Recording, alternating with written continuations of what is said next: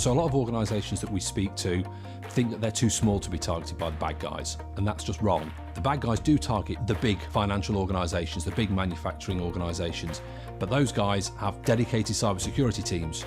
Smaller organisations don't, and so they're the easy prey. So if you are targeted, and this may be directly or indirectly, what can you expect? So let's say you get hit by ransomware. Typically this will come in through email.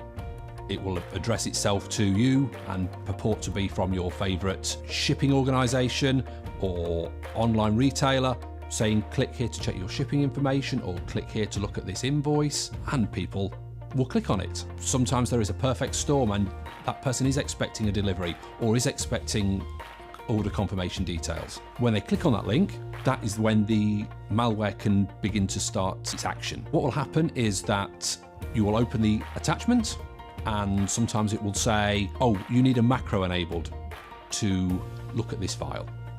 Now, people are expecting this, they trust it, they click on the button to activate the macro. The macro within the file will then go off over the internet to a bad guy server somewhere and actually download the malware then. This is how the email bypasses antivirus scanners, because there's nothing in the email that is actually malicious. All it's going to do is connect to the internet and download the bad code.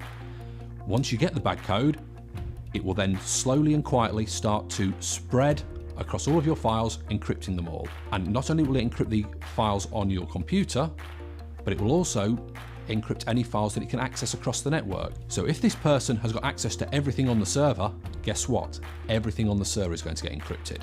Now, these files are encrypted.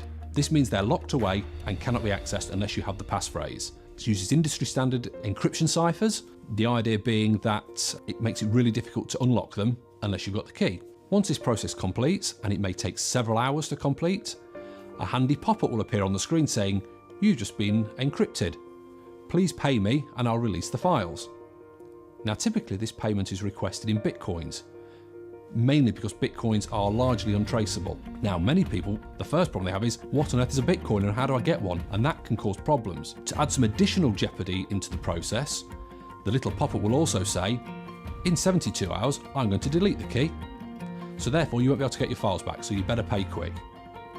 Or sometimes they will say, in 72 hours, I'm going to double the price, and you can end up paying hundreds or thousands in the ransom. Now, the recommended route would be to not pay the ransom and recover those files from backup.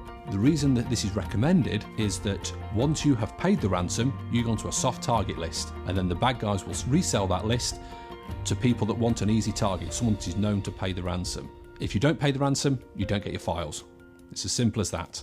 So we have to try and leverage as many layers of defense as possible. So we want to scan our emails, we want to scan our web traffic, we want to educate our users, and we want a really strong backup in place.